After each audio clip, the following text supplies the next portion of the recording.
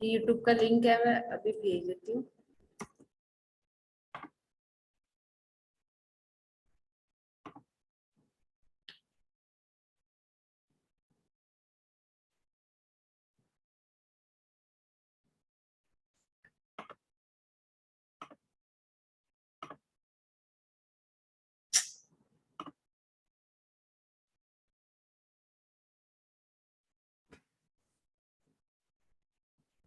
चलो एनीवेज ये लोड नहीं हो रहा, मैं आपको भेज दूंगी।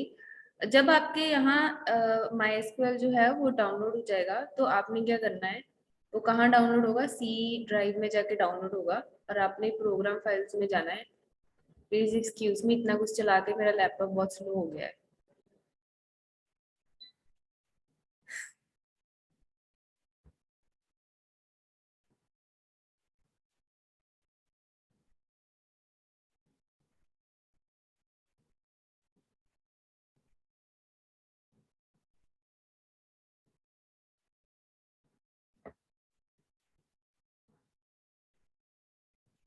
सो you will go to C drive. जब आपके यहाँ डाउनलोड हो जाएगा, आपको सारा क्लियर हो जाएगा, तो आपने क्या करना है, सी ड्राइव पे जाना है, वहां जाना है प्रोग्राम फाइल्स में। प्रोग्राम फाइल्स में आपका फोल्डर होगा माई एसक्यूएल नाम का, इंस्टॉल करने के बाद। एंड देन उसके बाद आ जाएगा आपकी यहाँ पे, ये आपने कनेक्टर नहीं करना, आपको जो मैं वीडियो भेजूंगी आपने ये तीन चीजें इंस्टॉल करनी है, सर्वर, माई एसक्यूएल का सर्वर, माई एसक्यूएल शेल और my SQL workbench. My SQL की जो शेल होती है वो हमारी जो कमांड प्रॉम्प्ट होता है ना, सीएमडी होता है, उसमें वैसे काम करती है। और जो वर्कबेंच है हमारा माई एसक्यूएल का, वो एक फ्रेमवर्क होता है जिसके थ्रू हम एसक्यूएल की कमांड्स जो है उसको इम्प्लीमेंट कर सकते हैं। ठीक है, तो माई एसक्यूएल वर्कबेंच 8.0 पे आप जाओगे तो आपको यहाँ पे माई एसक्यूएल वर्कबेंच की EXE फाइल मिलेगी, ये वाली।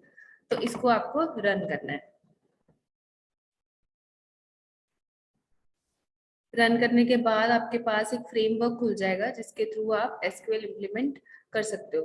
तो आज जो हमने करनी है बहुत ही सिंपल सी चीज करनी है। हमने देखना है कि हम डेटाबेस कैसे क्रिएट करते हैं, फिर हमने देखना है कि हम एसक्यूएल के थ्रू टेबल कैसे क्रिएट करते हैं। टेबल क्रिएट करने के बाद उसमें हम जो रोज है, डेटा है, वो किस कमांड से फिल करना है हमने, और जो डेटा अगर हमने उसमें से फेच करना है तो वो कैसे करना है। ठीक है, तो ये तीन चीजें हम डिस्कस करेंगे।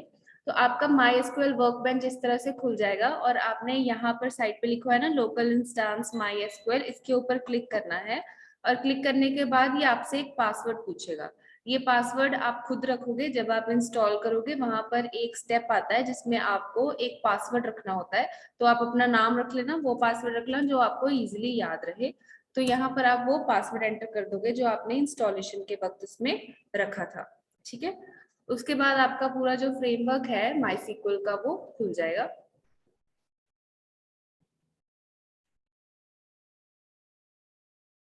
ठीक है, अब ये एरिया है, आप देख रहे हो यहाँ पर लिखा हुआ है क्वेरी 1। जिस तरह से हम पाइथन में क्वेरीज इंप्लीमेंट करते हैं, प्रोग्रामिंग करते हैं, इसी तरह से हम यहाँ पर क्वेरीज जो है इस एरिया में इंप्लीमेंट करेंगे। ठीक है, आप देख रहे हो यहाँ पर ऑलरेडी मैंने एक स्टूडेंट डेटाबेस बनाया हुआ है। तो अगर आप यहाँ पर सबसे पहले यहाँ पर आपको स्कीमास नहीं दिखेंगे, लेफ्ट साइड देखो आप, यहाँ पर ना इस तरह से होगा, ये आपको शो होगा जब आप वर्कबेंच खोलोगे। तो आप नीचे राइट से अपनी लेफ्ट डाउन पे देखो, जहां पर मेरा कर्सर है, आपने जब टेबल्स क्रिएट करने हैं तो आपने यहाँ स्कीमास के ऊपर क्लिक करना है। ठीक है, स्कीमास के ऊपर क्लिक करना है। सबसे पहले मैं आपको बताती हूँ डेटाबेस कैसे क्रिएट करना है। क्या कमांड थी डेटाबेस क्रिएट करने की?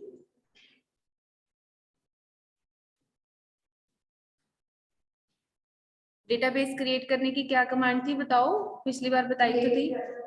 हाँ, क्रिएट डाटाबेस और डेटाबेस का नेम।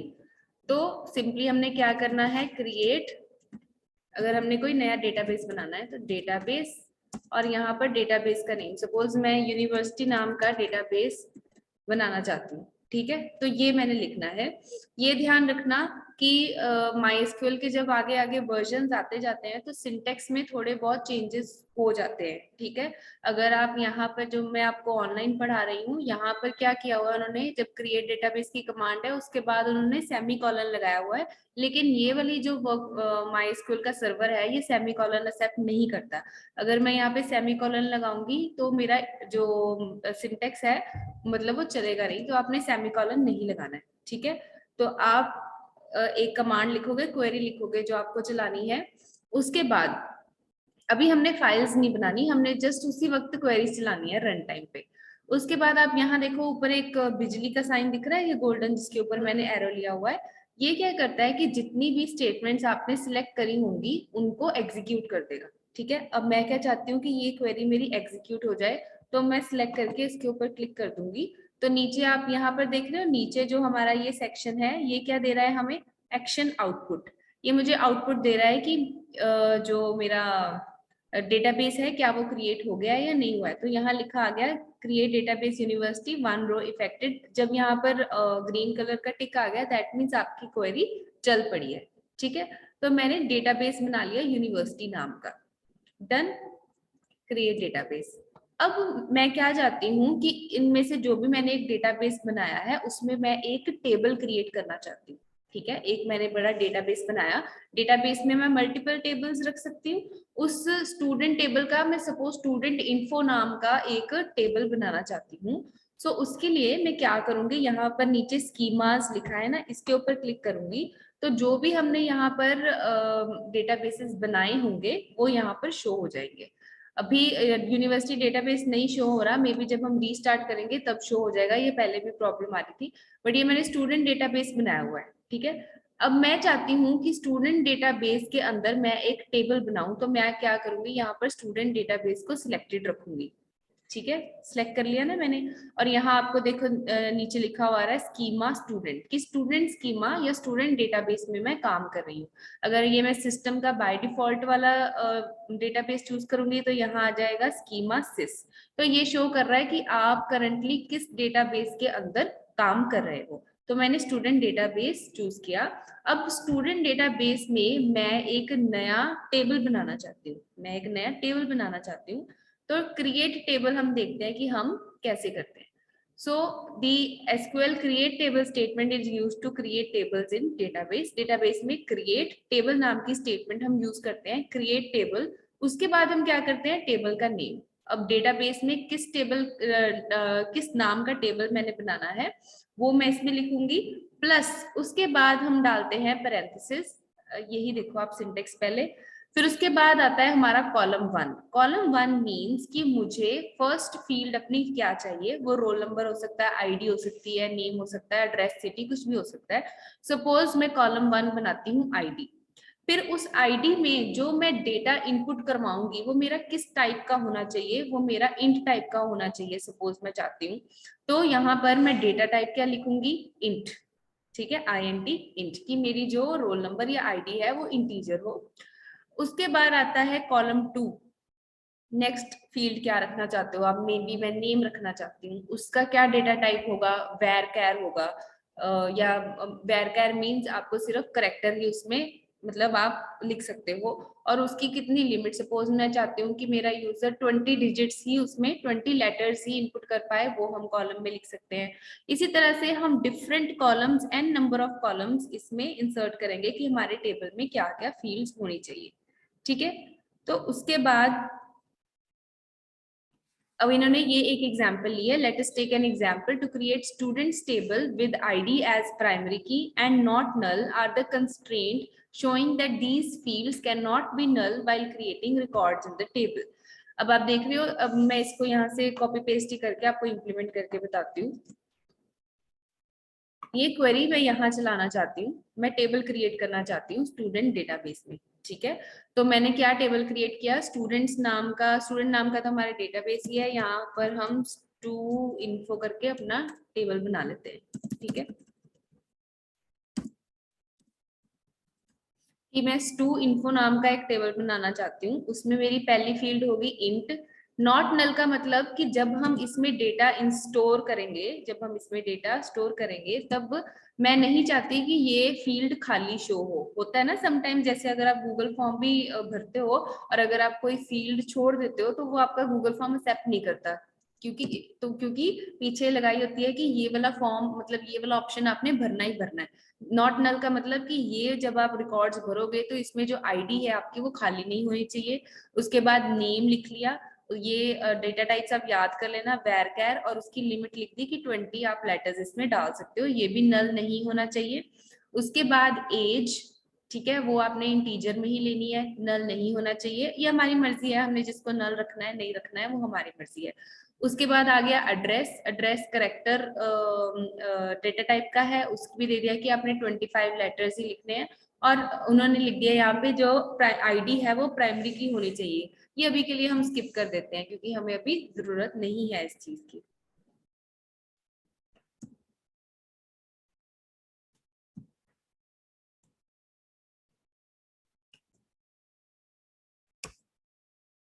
यहाँ पे एरर क्यों आ रहा है?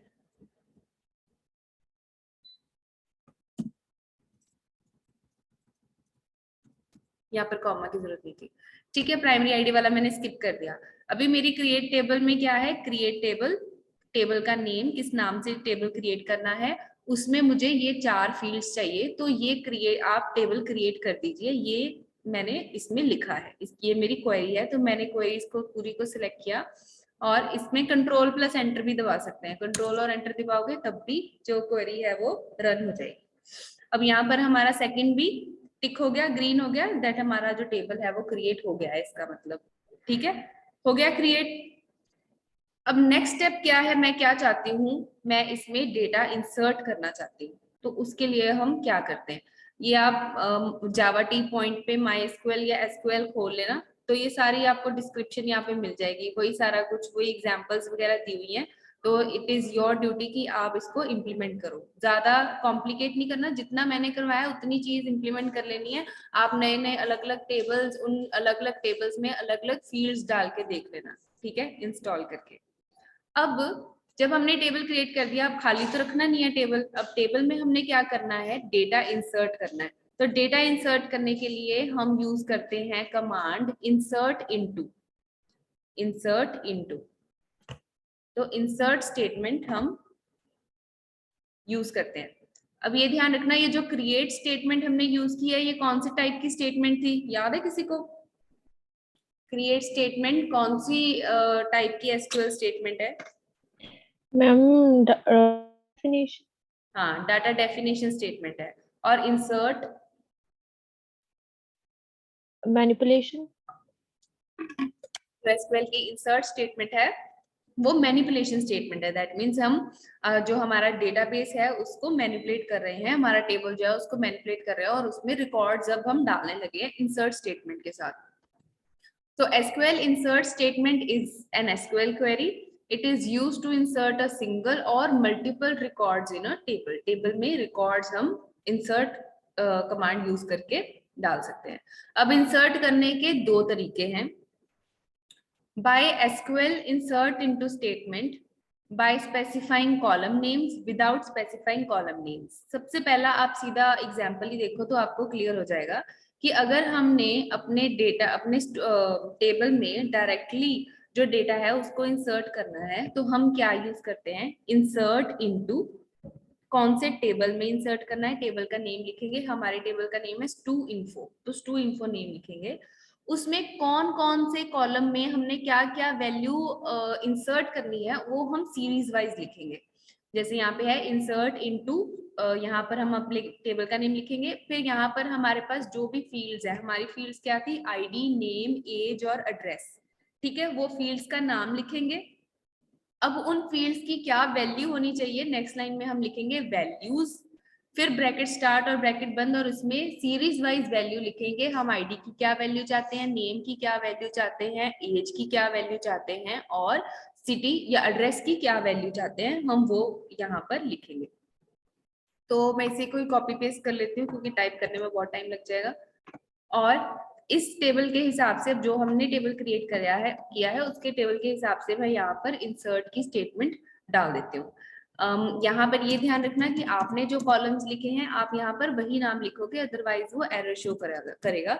तो हमारे कॉलम्स क्या थे, ये 4 थे, आईडी, नेम, एज और एड्रेस। तो मैं चाहती हूँ कि सभी में, सपोज ये मुझे इन्होंने कितनी वैल्यूज करी है, 5 है ना, तो 5 वैल्यूज या 5 रिकॉर्ड्स में इसमें फिल करना चाहती हूँ।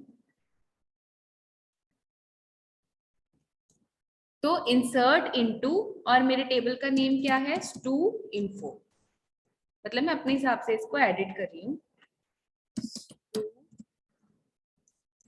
इन्फो, कॉपी पेस्ट कर देते हैं इसको।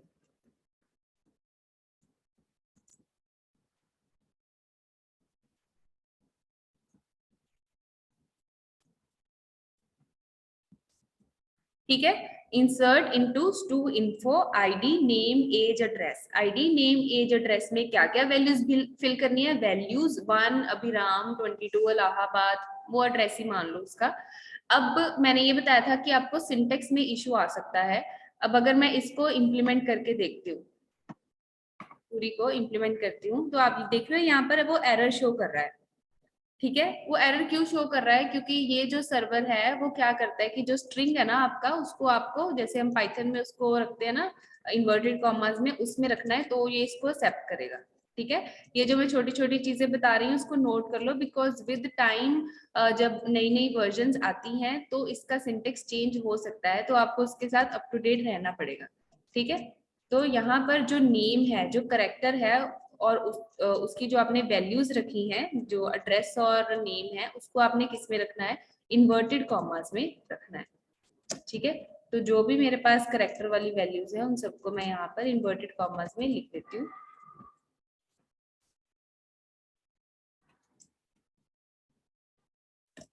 ठीक है, अब हम इसको रन करके देखते हैं। किया सिलेक्ट और रन, तो हो गया 1 रो इफेक्टेड, 1 रो इफेक्टेड, 1 रो इफेक्टेड। यहाँ नीचे आप देख रहे हो 1 2 3 4 5 ग्रीन टिक्स आ गए, दिख रहे हैं नीचे, इसको मैं बड़ा कर देती हूँ। Can you see the output, ये नीचे इंसर्ट स्टूडेंट, ये affected affected affected, that means अब हमारा जो टेबल है स्टू इन्फो नाम का, उसमें हमारे ये 5 रोज क्या हो गए हैं, इंसर्ट हो गए हैं। अब डेटाबेस में हमारा टेबल बन गया है।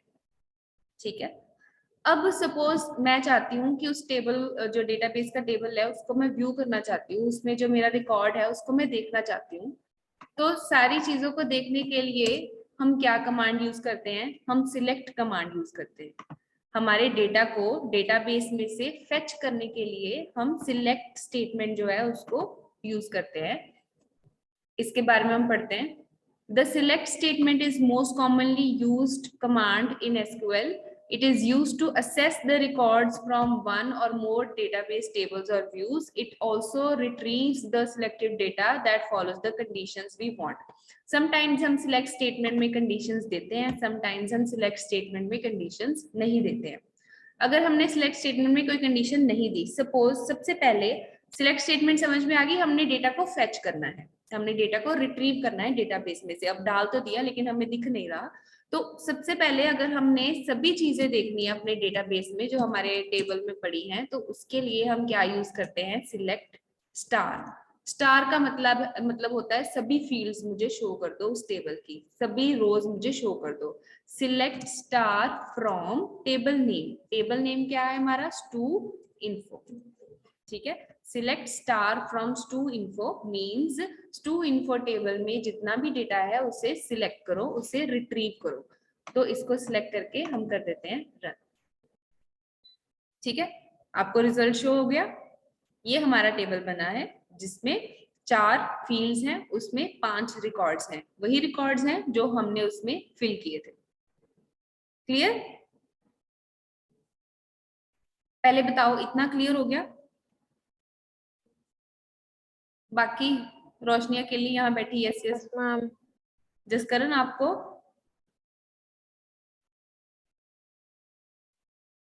Yes ma'am. हाँ, तो सबसे पहले हमने क्या किया, हमने एक डेटाबेस बनाया, उस डेटाबेस में हमने एक टेबल बनाया, उस टेबल में हमने क्या क्या फील्ड्स रखने थे वो देखे, उस टेबल में हमने डेटा इंसर्ट किया इंसर्ट स्टेटमेंट के साथ। फिर जो हमने डेटा इंसर्ट किया है उसको व्यू किया हमने सिलेक्ट स्टेटमेंट के साथ। ठीक है, ऐसे ही प्रोसेस चल रहा था अभी तक कि हम टेबल बनाते थे, उसमें फील्ड्स हम देखते थे क्या क्या रखनी है और उसमें हम डेटाबेस जो है वो उसमें रिकॉर्ड्स हम भरते थे।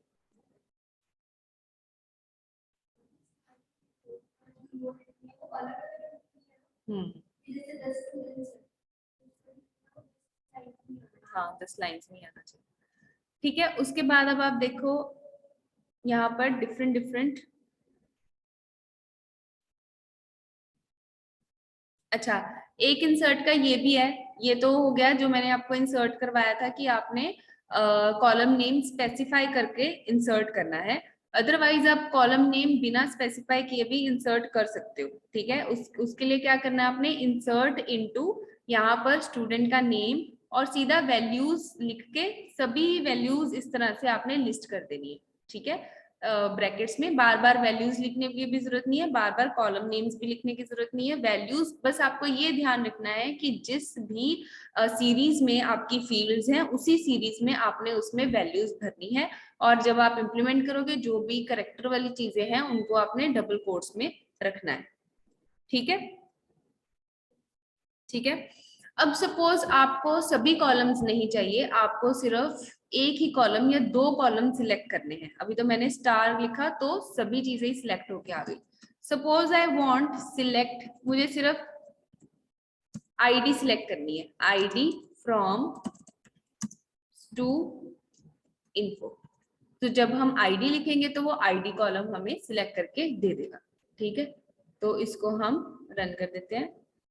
तो वो मुझे क्या दे देगा, सिर्फ वही फील्ड देगा जो मुझे देखनी है। अगर मुझे अकेला आईडी और नेम देखना है, दो चीजें देखनी है, कॉमा नेम,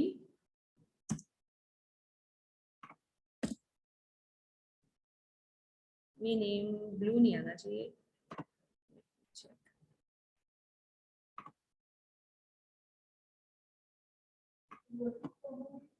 नहीं नहीं इसको नहीं, उसकी वैल्यू को ही करना होता है। ठीक है, आईडी और नेम, आईडी कॉमा नेम, मुझे ये दो चीजें देखनी है। ठीक है, अगर सपोज मुझे आईडी नेम और एज तीन चीजें देखनी होती तो आईडी नेम और एज वो मुझे तीन चीजें दिखा देगा। ठीक है, तो स्टार मींस वो सभी रिकॉर्ड्स सभी फील्ड्स हमें शो करेगा। और अगर हमने लिखना है, अगर हमें एक स्पेसिफाई रोज चाहिए, वो सॉरी स्पेसिफाइड कॉलम्स चाहिए, तो वो कॉलम्स के हमने नेम लिख देना, वो हमें रिट्रीव करके दे देगा। उसके बाद हमारे पास एक और चीज आती है where clause. Where clause means कि हम सिलेक्ट स्टेटमेंट के अंदर एक कंडीशन लगा सकते हैं। ठीक है, एक कंडीशन लगा सकते हैं। सपोज मैं ये कंडीशन लगाना चाहती हूँ कि मेरे डाटा में से सिर्फ वही रोज सिलेक्ट करो जिसमें मेरी आईडी जो है वो 3 से बड़ी है, is greater than 3।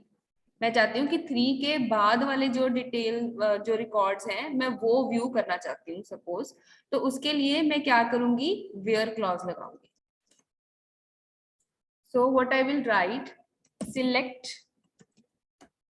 Star, star means fields सभी आएंगी लेकिन रिकॉर्ड्स जो मेरे आएंगे, जो मेरे रोज आएंगे वो मेरी कंडीशन के हिसाब से आएंगे। ठीक है, select star from stu info where, अब वेयर में मैं कंडीशन देना चाहती हूँ आईडी इज ग्रेटर देन 3। ठीक है, where ID is greater than 3। So let me implement this. ठीक है, तो जहां पर मेरी आईडी 3 से ज्यादा थी, 4 और 5 वाला ही रिकॉर्ड आया, लेकिन आए सारे रिकॉर्ड। ठीक है, तो स्टार का ये ध्यान रखना कि अगर आपने फील्ड्स को लिमिट करना है, फील्ड्स को लिमिट करना है, तो यहाँ पर अगर सपोज मैं यहाँ पर लिखना चाहती हूँ सिर्फ नेम ही दो मुझे उन लोगों का जहां पर आईडी 3 से ज्यादा है, तो ये सिर्फ मुझे उनका नेम ही शो करेगा। ठीक है, अगर मैं स्टार लिखूंगी तो सभी फील्ड्स शो करेगा। तो अगर हमने सभी फील्ड्स देखनी है ये ध्यान रखना, हम स्टार लिखेंगे। अगर स्पेसिफिक फील्ड शो करनी है तो हम उस फील्ड का नेम लिखेंगे। अगर हमने रिकॉर्ड्स के ऊपर कंडीशन लगानी है तो हम वेयर कंडीशन लगाएंगे। मैं यहाँ पर कुछ भी कंडीशन लगा सकती हूँ, where ID is less than भी लगा सकते हैं हम, लेस देन 3, ठीक है, ये लगाया तो मेरे पास 1 2 का रिकॉर्ड आ जाएगा, ठीक है। आईडी इक्वल भी लगा सकते हैं, where ID is equal to 5, तो मेरी 5 आईडी वाला रिकॉर्ड जो है मुझे वो शो हो जाएगा, उतना डाटा मुझे फेच करके दे रहा है, ठीक है। क्लियर इतना? पक्का?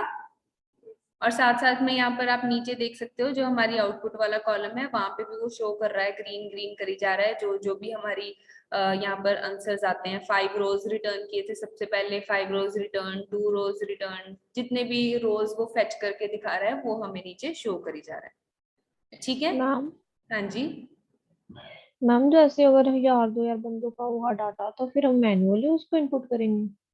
नहीं उसके आगे और तरीके होते हैं, इसमें भी प्रोग्रामिंग होती है, इसमें भी प्रोसीजर्स होते हैं। यहाँ पे आप देख रहे हो ना, प्रोसीजर्स और फंक्शंस, तो इसमें भी लेयर्स में काफी सारी आगे चीजें हैं। बट हाँ, समवेयर आपको यहाँ पर जो डेटा है अगर आपको खुद इंसर्ट करना है तो वो करना ही पड़ेगा, या आपको एक एप्लीकेशन प्रोग्राम, हम एप्लीकेशन बनाते हैं जिसके थ्रू हम चीजों को इंसर्ट करते हैं, ड्रैग एंड ड्रॉप वाली चीजें बनाते हैं, तो there are different methods. But हाँ, डेटाबेस में मैनुअल काम थोड़ा होता है। यही प्रोग्रामिंग आप पाइथन के थ्रू भी कर सकते हो। आप पाइथन को एंड में हमने क्या करना है, जब आपको पाइथन आ जाएगी और जब आपको डेटाबेस के कंसेप्ट्स आ जाएंगे, जो आपका माइनर प्रोजेक्ट है उसमें आपने इन दोनों को कंबाइन करना है।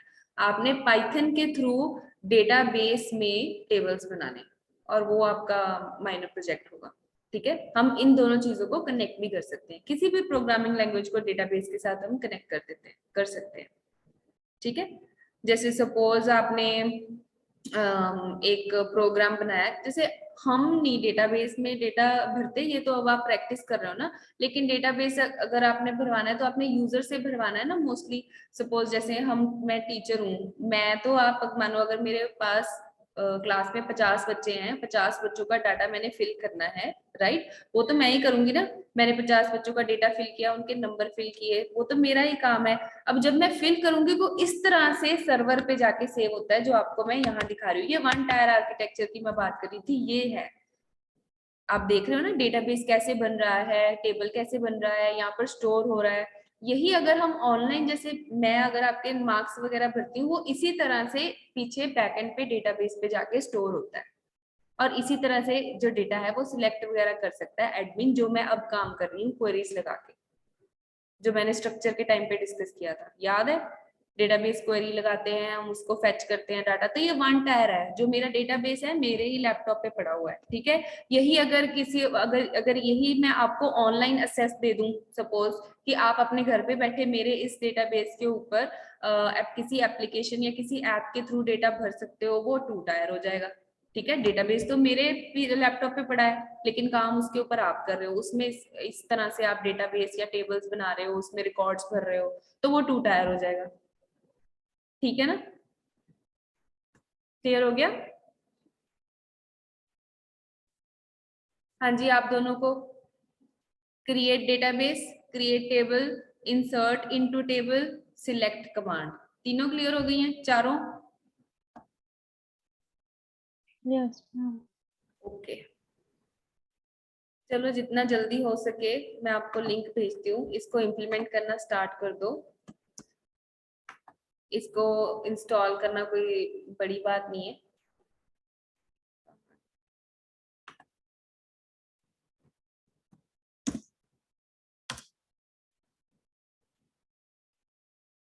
ठीक है, मैंने लिंक भेज दिया है, तो यहाँ से आप उसको डाउनलोड करके इंस्टॉल कर लेना। जैसे जैसे उसने स्टेप्स बोले हैं वही सेम कर लेना, इंस्टॉल हो जाएगा। वर्क बेंच जैसे मैंने खोलने बताया वैसे खोल लेना, और आप ये सेम चीजें जो मैंने आपको अभी इम्प्लीमेंट करके बताई हैं वो आप टेबल्स नए नाम से क्रिएट कर लेना। कोई इम्प्लॉय की इन्फॉर्मेशन, कोई बैंक की इन्फॉर्मेशन, जो भी आपको लगे उस तरह से आप प्रैक्टिस करना है इसको, ठीक है। चलो अब 1:20 पे मिलते हैं।